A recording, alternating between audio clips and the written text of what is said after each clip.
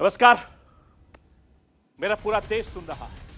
राष्ट्र की आवाज 140 करोड़ लोगों की एक ही आवाज। आपके साथ मैं हूं सरफराज। मैं सरफराज सैफी आपको बताना चाहता हूं, हिंदुस्तान में विकास के नए कीर्तिमान वाइब्रेंट गुजरात ने कर दिए हैं। दुनिया ने नए हिंदुस्तान की ताकत देखी। वाइब्रेंट गुजरात ग्लोबल के जरिए दुनिया ने उभरते हिंदुस्तान और तेज गति से बढ़ते हिंदुस्तान की तस्वीर देखी। वाइब्रेंट गुजरात के जरिए दुनिया ने यूएई हिंदुस्तान की दोस्ती की मिसाल भी देख ली। यूएई के राष्ट्रपति भले ही हिंदुस्तान से अपने देश लौट चुके हों, लेकिन शेख मोहम्मद बिन जायद ने मोदी की दोस्ती के लिए अपने एक रिवाज तोड़ दिया, जो अब दुनिया भर में खूब चर्चा बटोर रहा है। क्या है वो रिवाज?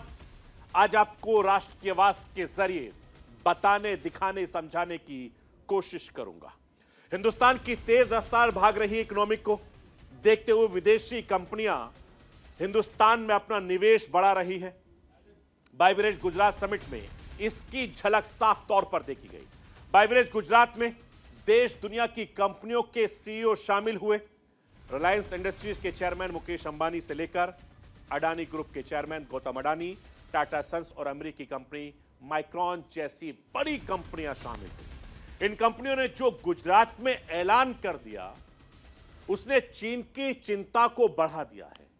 कैसे इन घोषणाओं ने चीन की टेंशन और ज्यादा बढ़ने वाली है, आज आपको राष्ट्र की आवाज के जरिए ये समझाने की कोशिश करूंगा।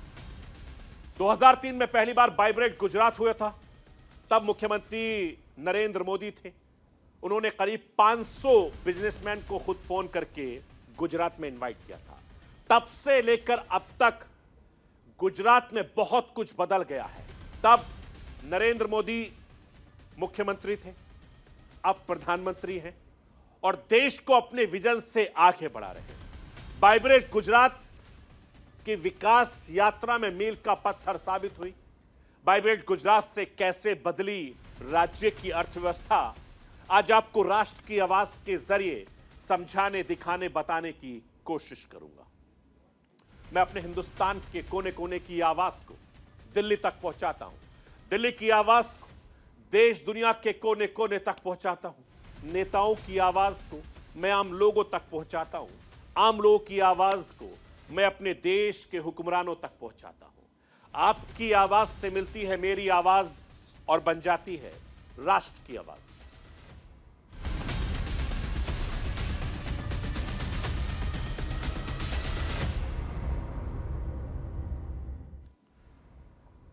गुजरात में वाइब्रेंट गुजरात ग्लोबल समिट का आयोजन हुआ तो तमाम दिग्गज एक मंच पर नजर आए। दुनिया भर के नेताओं से लेकर कारोबार जगत के दिग्गजों ने गुजरात समिट में हिस्सा लिया। हिंदुस्तान में विकास के नए कीर्तिमान वाइब्रेंट गुजरात में गढ़ा है और दुनिया ने नए हिंदुस्तान की ताकत देखी।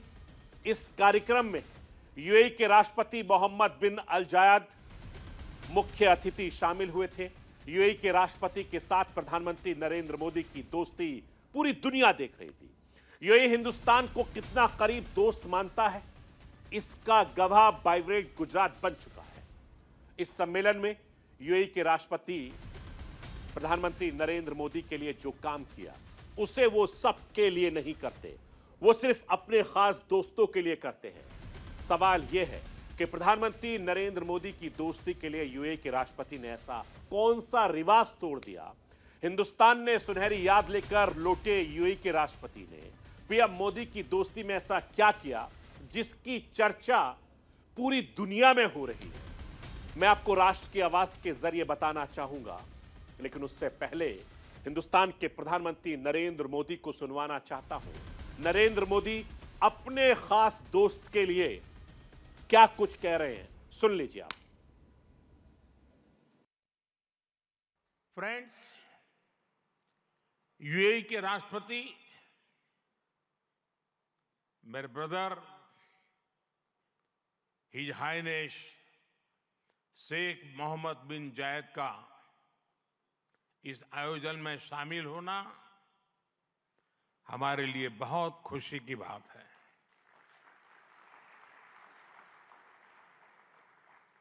वाइब्रेंट गुजरात में इस समिट में उनका यहां चीफ गेस्ट के तौर पर उपस्थित होना। मैं आपको यह बताना चाहता हूं कि वाइब्रेंट गुजरात का पहला दिन यादगार रहा। प्रधानमंत्री मोदी ने खुद अहमदाबाद एयरपोर्ट पहुंचकर यूएई के राष्ट्रपति को रिसीव किया।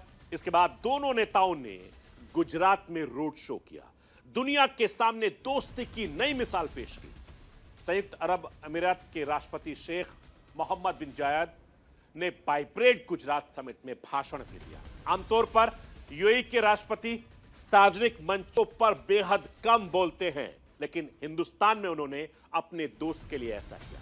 मैं आपको यह बताना चाहता हूं कि यूएई के राष्ट्रपति, जिस तरीके से मैंने आपको कहा कि सार्वजनिक मंचों पर बहुत कम बोलते हैं, कई बड़ी समिट को उन्होंने संबोधित नहीं किया था, लेकिन पीएम मोदी और यूएई के राष्ट्रपति की दोस्ती की चर्चा पूरी समिट में हो रही है, देश में हो रही है, दुनिया में हो रही है। जब यूएई के राष्ट्रपति ने वाइब्रेंट समिट में मुख्य हॉल में ब्रेक के दौरान बातचीत हुई तो खूब उसकी चर्चा होने लगी। मैं आपको यह भी बताना चाहता हूं कि दुनिया में अगर कहीं दो देशों के रिश्ते तेज रफ्तार से आगे बढ़ रहे हैं तो वो हिंदुस्तान और यूएई है। इसलिए चाहे हिंदुस्तान के प्रधानमंत्री यूएई जाएं या यूएई के प्रधान राष्ट्रपति हिंदुस्तान आए, प्रोटोकॉल दोनों की तरफ से टूट जाते हैं। दोनों नेता एक दूसरे का स्वागत करने से सीधे एयरपोर्ट पहुंच जाते हैं। 2022 में जब प्रधानमंत्री नरेंद्र मोदी यूएई की यात्रा पर गए थे, तब राष्ट्रपति शेख मोहम्मद बिन जायद ने प्रोटोकॉल तोड़ते हुए आबू धाबी एयरपोर्ट पर प्रधानमंत्री नरेंद्र मोदी को लेने पहुंचे थे। पीएम मोदी ने भी प्रोटोकॉल तोड़ते हुए अहमदाबाद एयरपोर्ट पहुंचकर बिन जायद को रिसीव किया था। मैं आपको यह बताना चाहता हूं कि प्रधानमंत्री नरेंद्र मोदी अपने कार्यकाल में अब तक 6 बार यूएई जा चुके हैं। यूएई प्रधानमंत्री नरेंद्र मोदी को अपने सर्वोच्च नागरिक सम्मान ऑर्डर ऑफ ज़याद से सम्मान कर चुका है। शेख मोहम्मद बिन जायद पहली बार भारत यात्रा पर साल 2007 में आए थे। तब वो संयुक्त अरब अमीरात के क्राउन प्रिंस हुआ करते थे। भारत सरकार ने उन्हें गणतंत्र दिवस के खास मौके पर चीफ गेस्ट के तौर पर न्योता दिया था। इसके बाद से यूएई हिंदुस्तान के रिश्तों में गर्मजोशी बढ़ गई और ये रिश्ते लगातार डेवलप होते चले गए। मैं आपको यूएई और हिंदुस्तान के बीच व्यापारिक संबंध के बारे में बताना चाहता हूं। हिंदुस्तान का इरादा यूएई से गैस तेल कारोबार को साल 2023 $100 अरब तक ले जाने का है। यूएई हिंदुस्तान में चौथा सबसे बड़ा निवेशक है। यूएई न सिर्फ व्यापार और निवेश बल्कि हिंदुस्तान के लिए विदेशी मुद्रा का भी बड़ा माध्यम है। करीब 35 लाख भारतीय यूएई में रहते हैं। ये यूएई की कुल आबादी का करीब 30% है। मैं आपको यह भी बताना चाहता हूं कि जब प्रधानमंत्री नरेंद्र मोदी साल 2015 में पहली बार दुबई पहुंचे थे तो पीएम मोदी पिछले 34 साल में आने वाले पहले भारतीय प्रधानमंत्री रहे। मैं एक बार फिर से, जब यूएई के राष्ट्रपति हिंदुस्तान पहुंचे तो दोनों देशों के रिश्तों में गर्मजोशी देखी गई। पड़ोसी देश पाकिस्तान परेशान हो गया, जो कभी यूएई और सऊदी अरब का सबसे बड़ा दोस्त माना जाता था। यूएई हिंदुस्तान लगातार करीब आ रहे हैं। अगले महीने प्रधानमंत्री नरेंद्र मोदी एक बार फिर से यूएई का दौरा करने वाले हैं। अपनी इस यूएई की यात्रा के दौरान पीएम मोदी आबू धाबी में 700 करोड़ रुपए की लागत से बने BAPS हिंदू मंदिर का उद्घाटन करेंगे। इसके अलावा आबू धाबी के ज़याद स्टेडियम में एक जनसभा को संबोधित करेंगे। हाउडी मोदी की तरह ही होने वाले इस कार्यक्रम का नाम ऐलान मोदी कर दिया गया है। यानी दुनिया भर में एक बार फिर से दोनों देशों के बीच दोस्ती की नई मिसाल ये दुबई में देखने को मिलेगी। मैं आपको ये बताना चाहता हूं कि वाइब्रेंट गुजरात के 10वें संस्करण की theme gateway to the future था, जिसका मतलब है कि भविष्य का प्रवेश द्वार। यानी दुनिया अब हिंदुस्तान को व्यापार और कारोबार के केंद्र मानती है। आज से 10 साल पहले तक ये केंद्र चीन और अमेरिका जैसे बड़े देश हुआ करते थे। अब और नए उभरते हिंदुस्तान की ताकत दुनिया देख रही है। तभी तो प्रधानमंत्री नरेंद्र मोदी का लक्ष्य हिंदुस्तान को विकसित राष्ट्र बनाने का है। वाइब्रेंट गुजरात में प्रधानमंत्री नरेंद्र मोदी ने सबके सामने इसकी गारंटी दी है। मैं हिंदुस्तान के प्रधानमंत्री नरेंद्र मोदी की क्या गारंटी है वो राष्ट्र की आवाज के जरिए सुनवाना चाहता हूं। सुनिए। आज भारत दुनिया की 5th लार्जेस्ट इकोनॉमी है।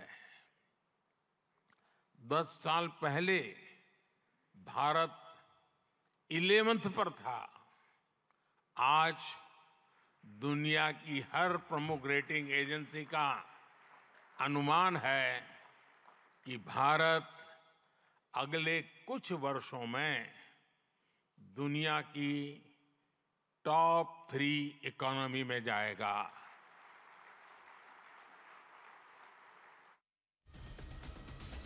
मैं आपको यह बताना चाहता हूं कि वाइब्रेंट गुजरात में न सिर्फ दुनिया भर के दिग्गज नेता शामिल हुए, देश दुनिया के बड़े कारोबारी भी समिट में जुटे थे।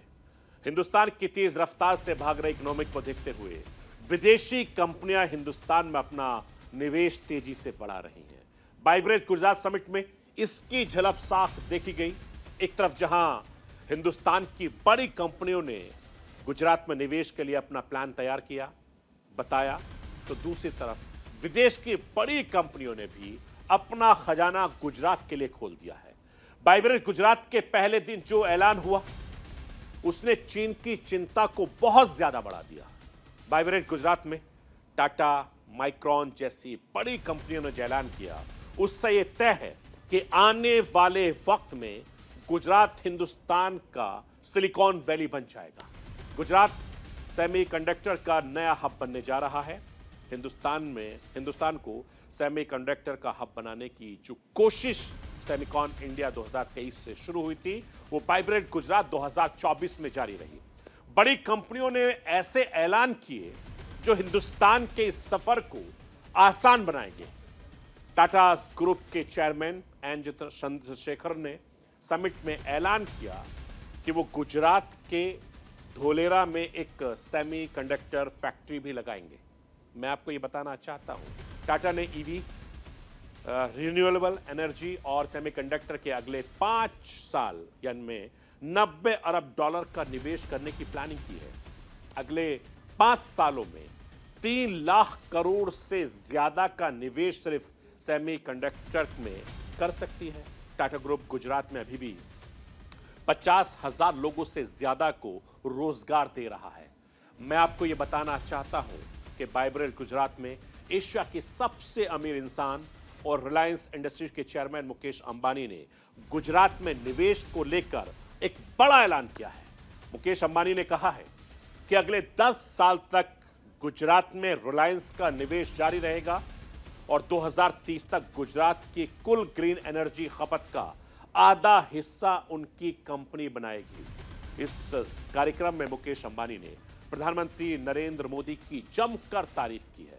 नरेंद्र मोदी को इतिहास का सबसे कामयाब प्रधानमंत्री बताया। मैं राष्ट्र की आवाज के जरिए रिलायंस इंडस्ट्री के चेयरमैन मुकेश अंबानी को सुनवाना चाहता हूं। सुनिए कि नरेंद्र मोदी की तारीफों के किस तरह कसीदे पढ़ रहे हैं। This transformation happened because of one leader, our beloved leader who has emerged as the greatest global leader of our times. And he is Shri Narendra Bhai Modi, the most successful Prime Minister in India's history. My friends abroad ask me, what is the meaning of this slogan? मैं आपको ये बताना चाहता हूं कि गौतम अडानी ने भी Gujarat vibrant summit में गुजरात के लिए बड़े निवेश का ऐलान किया है। गौतम अडानी ने कहा है कि अगले 5 साल में 2 लाख करोड़ का निवेश गुजरात में किया जाएगा, जिसमें 1 लाख लोगों को रोजगार भी दिया जाएगा। गुजरात में अभी तक 50,000 करोड़ रुपए का निवेश अलग अलग सेक्टर में किया जा चुका है। मैं आपको यह बताना चाहता हूं कि अमेरिकी कंपनी माइक्रॉन ने भी गुजरात में बड़े निवेश की घोषणा की है। वाइब्रेंट गुजरात समिट में माइक्रॉन ने भी सेमीकंडक्टर चिप मैन्युफैक्चरिंग को लेकर बड़े ऐलान कर दिए हैं। कंपनी ने गुजरात में $2.75 बिलियन का निवेश कर सेमीकंडक्टर प्लांट लगाने का फैसला किया है, जिसे वो 2025 तक पूरा कर लेगा। यानी वाइब्रेंट गुजरात के बाद चीन को मिर्ची लगनी तय माना जा रहा है। चीन दुनिया की दूसरी सबसे बड़ी इकोनॉमिक है, लेकिन हिंदुस्तान की बढ़ती ताकत को देखकर चीन खौफ में है। चीन की लगातार गिरती ग्रोथ और तेजी से रफ्तार भारत की दौड़ती जिंदगी अर्थव्यवस्था चीन के लिए सबसे बड़ी चुनौती और चिंता बनी हुई है। सेमीकंडक्टर में चीन का दबदबा है, लेकिन जिस तरीके से हिंदुस्तान में इसके लिए निवेश हो रहे हैं, चीन को अपनी कुर्सी इस वक्त खतरे में दिखाई पड़ रही है।